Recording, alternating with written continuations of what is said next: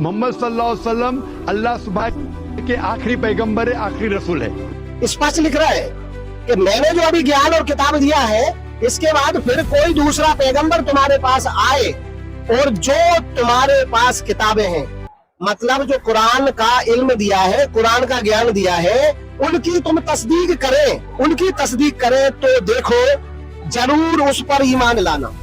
सवाल ये है कि दुनिया के सबसे आखिरी नबी और रसूल का क्या नाम है? तो जवाब ये है कि दुनिया के सबसे आखिरी रसूल और पैगंबर का नाम हजरत मोहम्मद सल्लल्लाहु अलैहि वसल्लम। वह आकर संसार को पाप और धार्मिकता और न्याय के विषय में निरुत्तर करेगा।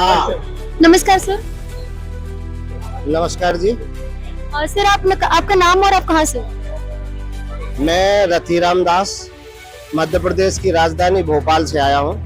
सर हमारा प्रश्न है कि पूरा मुस्लिम जो समुदाय है, मुस्लिम जो धर्म के लोग हैं, वो ये मानते हैं कि मोहम्मद साहब ही अंतिम पैगंबर और अंतिम नबी थे, और उसके विपरीत संत रामपाल जी महाराज जी बताते हैं कि उनके बाद भी कोई एक पैगंबर और नबी आने वाले हैं या आ चुके हैं।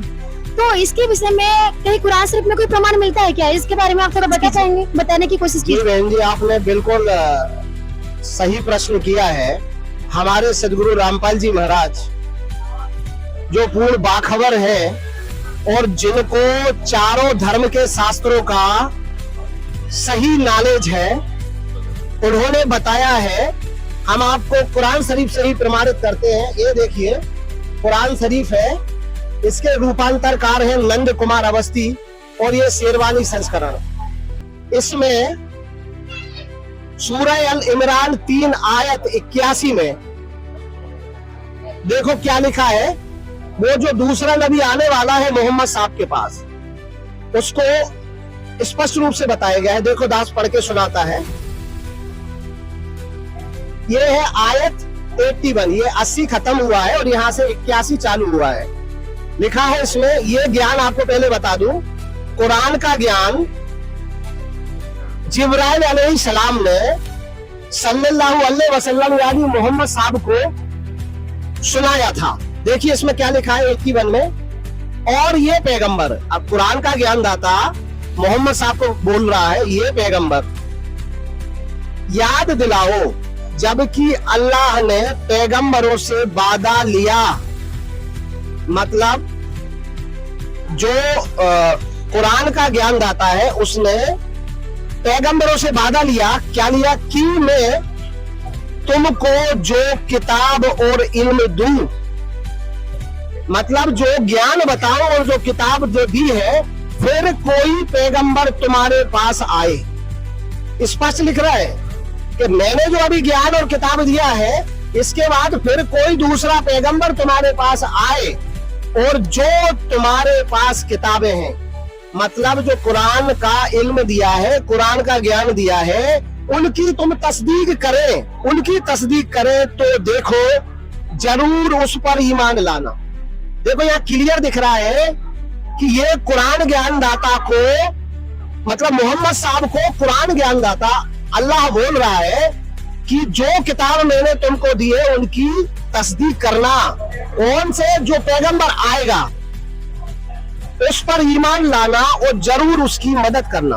और वादा लेने के बाद अल्लाह ने पूछा क्या तुमने इकरार किया, मतलब हामी भी भरवा ली नबियों से, और इन बातों में मेरी डाली जिम्मेदारी का बोझ कबूल किया।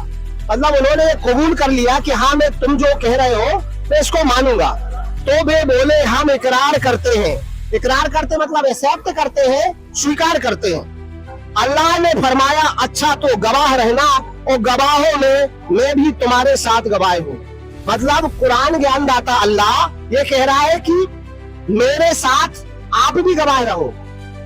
तो इससे क्लियर हो रहा है कि सल्लल्लाहु अलैहि वसल्लम अर्थात मोहम्मद साहब के बाद एक और पैगंबर नबी आएगा जो अपना इल्म देगा, और उस इल्म से जो किताबें दी है उससे तस्दीक करके मिलान करना।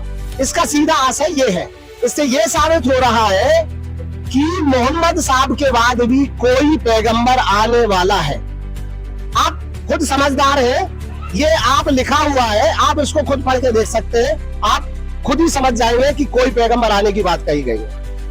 और देखिए, ठीक इसी प्रकार क्रिश्चियन धर्म में भी ये मान्यता है कि ईसा जी के बाद कोई नबी नहीं आएगा। लेकिन ये पवित्र बाइबल है, ये देखिए, ये पवित्र बाइबल है और ये कहां से छपा हुआ है? दी बाइबल सोसाइटी ऑफ इंडिया, पवित्र बाइबल, पुराना और नया धर्म नियम। अब इसके यूहन्ना चैप्टर में हम देखेंगे, ये देखिए पेज नंबर 155, यूहन्ना चैप्टर 15-21, ठीक है। इसमें ये पवित्र आत्मा के कार्य लिखे हैं। मैंने आरंभ में तुमसे ये बातें इसलिए नहीं कही क्योंकि मैं तुम्हारे साथ था। ये सारी जो वार्ता है ईसा मसीह जी सुना रहे हैं। 5, परंतु अब मैं अपने भेजने वाले के पास जाता हूं और तुम में से कोई मुझसे नहीं पूछता तू कहां जाता है। मतलब जहां से ईसा जी आए थे वहीं जाने की बात कह रहे हैं। परंतु मैंने जो ये बातें तुमसे कही है इसलिए तुम्हारा मन शोक से भर गया। आगे देखिए, तो भी मैं तुमसे सच कहता हूं कि मेरा जाना तुम्हारे लिए अच्छा है। ईसा जी कह रहे हैं कि मैं जाऊंगा तो तुम्हारे लिए फायदेमंद है, क्योंकि यदि मैं ना जाऊं तो वह सहायक तुम्हारे पास ना आएगा। ये देख लीजिए, स्पष्ट लिखा है, यदि मैं नहीं जाऊंगा तो वो सहायक तुम्हारे पास नहीं आएगा। मतलब वो दूसरे नबी की बात हो रही है। परंतु यदि मैं जाऊंगा तो उसे तुम्हारे पास भेजूंगा। ईसा जी कह रहे हैं कि मैं जाऊंगा और जो आने वाला है उसको भेजूंगा। आगे देखिए, वह आकर संसार को पाप और धार्मिकता और न्याय के विषय में निरुत्तर करेगा। मतलब न्याय की प्रणाली चलाएगा। पाप के विषय में इसलिए कि वे मुझ पर विश्वास नहीं करते, ईसा जी पर विश्वास नहीं किया, और धार्मिकता के विषय में इसलिए कि मैं पिता के पास जाता हूं। ठीक है ना, ईसा जी कह रहे हैं कि मैं पिता के पास जाता हूं, ठीक है, और तुम मुझे फिर ना देखोगे। न्याय के विषय में इसलिए कि संसार का सरदार दोषी ठहराया गया। ईसा जी को दोषी ठहरा के क्रूस किया गया था। ठीक है, अगला लिखा है, मुझे तुमसे और भी बहुत सी बातें कहनी है परंतु अभी तुम उन्हें सह नहीं सकते। तो परंतु जब वह अर्थात सत्य का आत्मा आएगा, देख लीजिए भाई साहब, इसको स्पष्ट कहा है, जब वह सत्य का आत्मा आएगा तो तुम्हें सब सत्य का मार्ग बताएगा, सच्चाई बताएगा, वो मार्ग बताएगा, क्योंकि वह अपनी ओर से ना कहेगा, मतलब अपने मन से कुछ नहीं कहेगा, परंतु जो कुछ सुनेगा वही कहेगा और आने वाली बातें तुम्हें बताएगा। मतलब भविष्य में क्या होने वाला है ये सारी चीजें बताएगा। वह मेरी महिमा करेगा क्योंकि वह मेरी बातों में से लेकर तुम्हें बताएगा।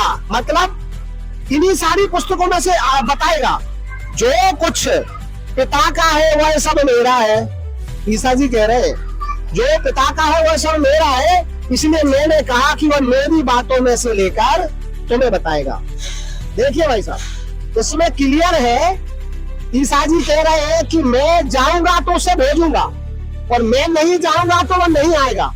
और वो जब सत्य की आत्मा आएगा तो सत्य, धार्मिकता और न्याय के विषय में लोगों को निरुत्तर करेगा और इन्हीं शास्त्रों में से बताएगा। तो दास ये कहना चाहता है कि सदगुरु रामपाल जी महाराज सभी धर्म के शास्त्रों को खोल खोल कर बता रहे हैं कि वह सच्चा ज्ञान, सत्य और न्याय क्या है, और उसी के अनुसार शास्त्र अनुकूल साधना बता रहे हैं और पूरे विश्व में शांति और एकता का प्रचार कर रहे हैं। और वो जो पैगंबर है, वो नबी है, वो बाखबर है, वो युग परिवर्तन करता है, वो सदगुरु रामपाल जी महाराज जी है। धन्यवाद सर। सस्ता है।